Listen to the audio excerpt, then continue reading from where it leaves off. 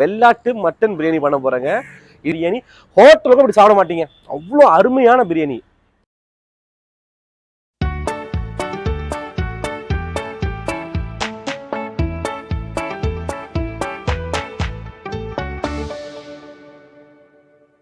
அஸ்ஸலாமு அலைக்கும், welcome to Dindigul Jaffer biryani. நான் உங்க ஃப்ரெண்ட் யாசின். மக்களே, பக்கத்துல வந்துருச்சுங்க, புரட்டாசி மாசம் வந்துருச்சு. நம்ம அதனால இந்த சண்டே பார்த்தீங்கன்னா மேக்ஸிமம் அவங்க என்ன செய்வாங்க அப்படின்னா ஒரு நல்ல ஃபுட்டு, தரமான ஃபுட்டு சாப்பிடணும், நான்வெஜ்னு சொல்லி விரும்புவாங்க. நிறைய பேர் ஹோட்டலில் போய் சாப்பிடுவாங்க. ஒரு பிளேட் பார்த்தீங்கன்னா திண்டுக்கல் ஸ்டைல் பிரியாணி பார்த்தீங்கன்னா 250 300 வரைக்கும் வரும். அதாவது ஒரு ஹாஃப் பிளேட் பார்த்தீங்கன்னா 250 300 வரைக்கும் வரும். இந்த நாங்கள் என்ன பண்ணோம் அப்படின்னா ஒரு 1/4 கிலோ அரிசியும் 1/4 கிலோ மட்டன் போட்டு பண்ணோம். அது 1/4 கிலோ அரிசி பார்த்தீங்கன்னா ஒரு சின்ன படியில் ஃபுல்லாக வந்திருந்தது. எனக்கு நான் அதை வச்சு பண்ணேன். அதை நான் என்ன பண்ணோம் அப்படின்னா கிட்டத்தட்ட ஒரு 4 பேர் சாப்பிட்ற மாதிரி இருந்துச்சு. அதாவது 4 பேர் வந்துட்டு ஒரு ஹாஃப் பிளேட்டுக்கு மேலே சாப்பிட்ற அளவுக்கு எனக்கு குவான்டிட்டி இருந்துச்சு. நீங்க கணக்கு பண்ணி போடுங்க, 300 வச்சுக்க கூட 4 பிளேட் 1200 வருது. பட் நம்ம அதே அளவான குவான்டிட்டியை வெறும் 500 ரூபாய்க்குள்ள பண்ணி முடிக்கலாங்க. 1/4 கிலோ மட்டன் 200 வரும், 1/4 கிலோ அரிசி பார்த்தீங்கன்னா 40 ரூபா வருங்க. மற்ற இன்கிரீடியன்ஸ்லாம் சேர்த்து பார்த்தீங்கன்னா ஆல்மோஸ்ட் 500 ரூபாய்க்குள்ள தாங்க வரும். அந்த 500 ரூபாய்க்கு நீங்க முடிச்சிட்டீங்க அப்படின்னா சூப்பரான பிரியாணி. ஹோட்டலுக்கு அப்படி சாப்பிட மாட்டீங்க, அவ்வளோ அருமையான பிரியாணி. வாங்க வீடியோக்குள்ள போகலாம்.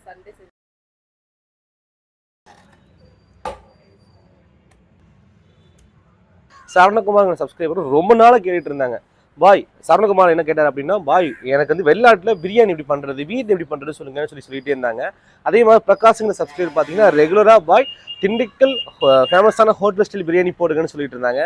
அந்த ஹோட்டல் பேர் நம்ம இங்கே சொல்ல முடியாதுங்க, சொன்னால் வந்து காப்பிரைட் இஷ்யூ வரும். 2 பேரும் கேட்ட மாதிரி பார்த்தீங்கன்னா நம்ம வந்து இன்னைக்கு வீட்டில் ஒரு 1/4 கிலோ மட்டன் வெள்ளாடு கறி எடுத்துட்டு அதுக்கு 1/4 கிலோ சீரக சம்பா அரிசி போட்டு திண்டுக்கல் ஸ்டைல் வெள்ளாட்டு மட்டன் பிரியாணி பண்ண போகிறேங்க. இப்போ நம்ம பார்த்தீங்கன்னா அடுப்பை வச்சுக்கலாம்.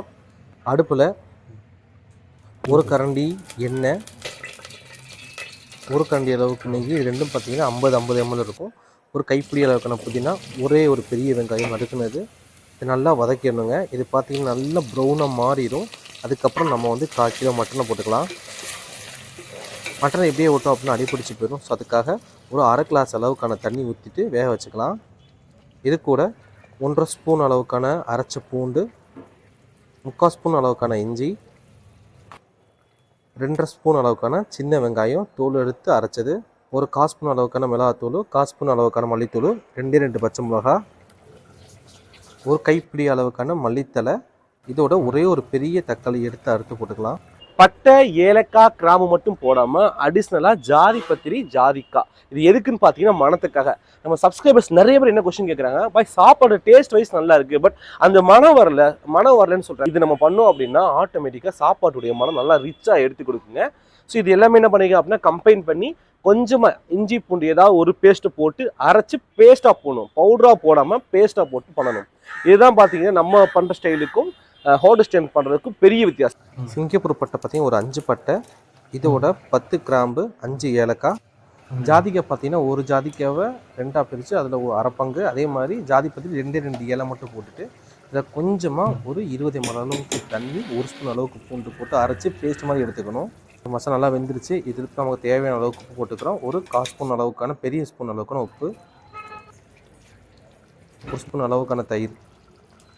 நம்ம ஸ்டைல் பிரியாணி பார்த்தீங்கன்னா தக்காளி கிட்டத்தட்ட தெரியும், பார்த்த உடனே இங்கே தக்காளின்னு தெரிஞ்சு எடுத்து வைக்கிற மாதிரி இருக்கும். பட் ஹோட்டல் ஸ்டைல் பிரியாணியில் பாருங்கள் 90% தக்காளியே தெரியாதுங்க. அது காரணம் என்ன அப்படின்னா அவங்க தக்காளியை இனிஷியலாகவே கறி போட்ட உடனே போட்டு நல்லா வதக்கிடுவாங்க, அந்த ஃப்ளேவர் ஃபுல்லாக இறக்கிடுவாங்க. இறக்கிறதுனால தக்காளி தோலே தெரியாத அளவுக்கு நல்லா வதங்கிடுங்க. முழு தக்காளி தெரியாமல் லைட்டாக தான் தெரியுங்க. ஸோ அந்த அளவுக்கு வதக்கிடுவாங்க. இது 2 தான் மேஜர் டிஃப்ரென்ஸ். இப்போ அரிசி பார்த்தீங்க அப்படின்னா ஒரு படி அளவுக்கு ஃபுல்லாக வந்துச்சு சீரக சம்பா அரிசி, அதை ஊற வச்சிடலாம். மசாலா நல்லா வெந்துருச்சு, எண்ணெய் தனியாக பிரிஞ்சு வந்துருச்சுன்னா மசாலா வெந்துருச்சுன்னு அர்த்தம். இப்போது 1.25 படி அளவுக்கான தண்ணி ஊற்றிக்கலாம். லிட்டர் கணக்கில் சொல்லணும் அப்படின்னா கிட்டத்தட்ட ஒரு 400 ml அளவுக்கான தண்ணி ஊற்றிக்கணும்.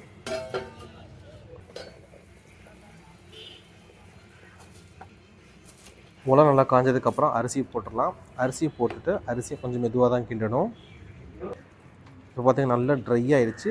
இப்போது லைட்டாக தண்ணி இருக்க பக்குவத்துலேயே என்ன பண்ண போகிறேன் அப்படின்னா நான் தம் போட போகிறேன். அது என்ன ஆகும்னா ஃபைனலாக சாப்பாடு பார்த்தீங்கன்னா மாய்ச்சரோட கொடுக்கும். இப்போ நம்ம தம் போடுறதுக்காக வட்டா மூடி மேலே துணியை காய வச்சு ஊற்றிட்டோம்.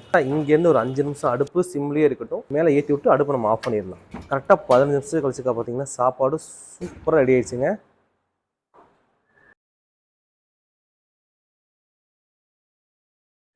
இங்கே பாருங்க கொஞ்சம் கூட அடி பிடிக்கல சாப்பாடு.